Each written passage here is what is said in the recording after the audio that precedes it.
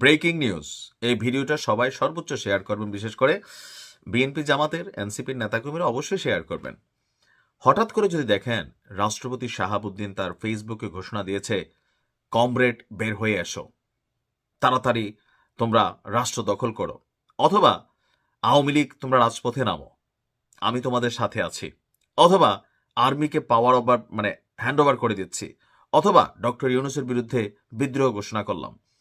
এই রকম কোনো মেসেজ যদি আমাদের রাষ্ট্রপতির ফেসবুক আইডি থেকে আসে, মুহূর্তের মধ্যেই সারা বাংলাদেশে কি পরিস্থিতি হবে।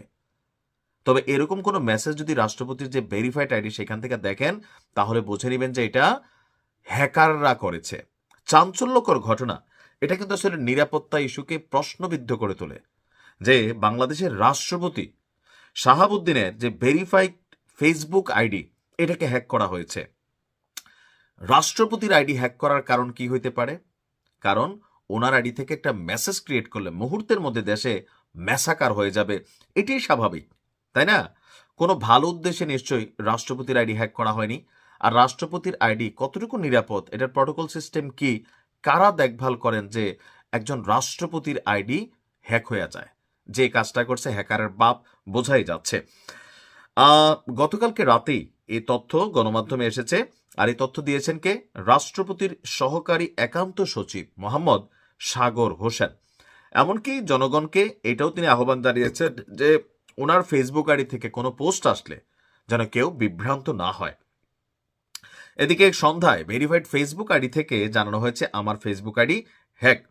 এর কিছুক্ষণ আগে ওই আইডি থেকে হ্যাশট্যাগ রিজাইনেশন লিখে পোস্ট দেওয়া হয়। তার ফেসবুকটি অনলি ফ্রেন্ড থাকায় শুধু ফ্রেন্ডরাই বিষয়টি দেখছেন। মানে বুঝতে পারছেন, পেজ কিন্তু লাগাই দিয়েছিল হ্যাশট্যাগ রিজাইন্ড, অর্থাৎ তিনি পদত্যাগ করেছেন। তো মুহূর্তের মধ্যেই এখন ওনার এই আইডিটা পাবলিকলি হয়তো ওইভাবে কানেক্টেড না, কিন্তু যারা দেখছেন তারা যদি একটা স্ক্রিনশট নিয়ে ছেড়ে দেন যাদের সাথে কানেক্টেড ফ্রেন্ডসের মধ্যে, তো রাষ্ট্রপতির ফ্রেন্ডসের মধ্যে কারা আছে?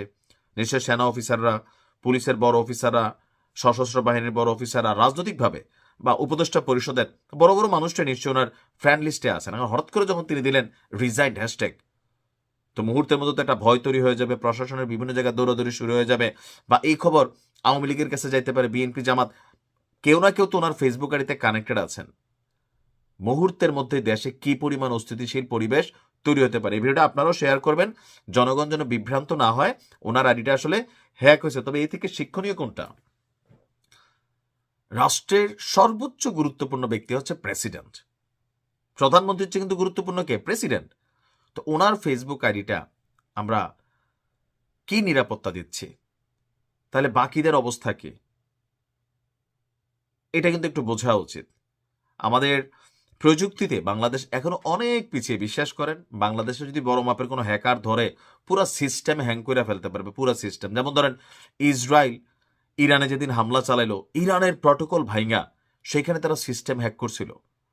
তো এরকম যদি বাংলাদেশের সাথে কারোর এরকম শত্রুতা হয়, অথবা ব্ল্যাকমেলিং এর উদ্দেশ্যেও বাংলাদেশের টাকা পাচার হয়ে গেল না, মুহূর্তের মধ্যে বিলিয়নস অফ ডলার নাই। তো এরকম যদি বড় কোনো হ্যাকাররা টার্গেট করে বাংলাদেশের গুরুত্বপূর্ণ সামরিক হতে পারে, বেসামরিক হতে পারে, রাষ্ট্রীয় হতে পারে, বা রাষ্ট্রীয় গুরুত্বপূর্ণ ব্যক্তি হতে পারেন, তো ওনাদের আইডিগুলার প্রটোকল আসলে কিভাবে দেওয়া হচ্ছে? একটা বড় দুর্ঘটনা ঘটলে এটার দায়ভার কে নিবে? এই টেকনোলজি টিম নিবে? প্রযুক্তিতে বাংলাদেশকে আরো অনেক এগিয়ে যেতে হবে। ভালো থাকুন।